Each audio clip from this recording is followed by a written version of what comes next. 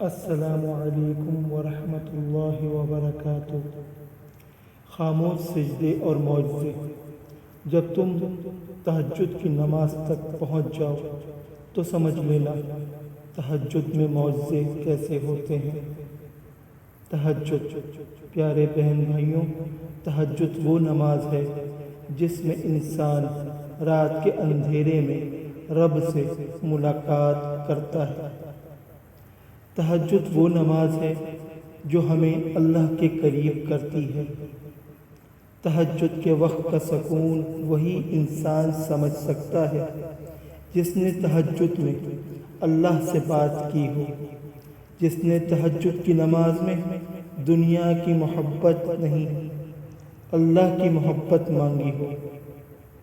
کائنات کی ہر چیز آپ کے ارد گرد موجود ہوتی ہے، آسمانوں پر آپ کی صدا سنائی جاتی ہے۔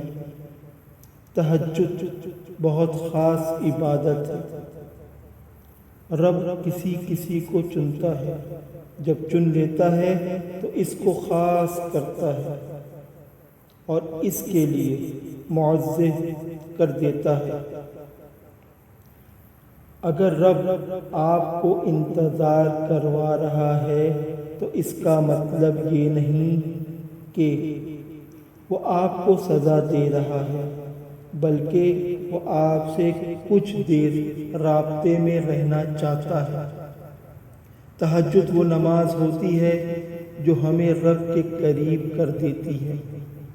تہجد میں مانگی دعاؤں میں کن کی بارش ہوتی ہے، اس لیے میرے رب نے اس کو فضیلت والی عبادت کہا ہے۔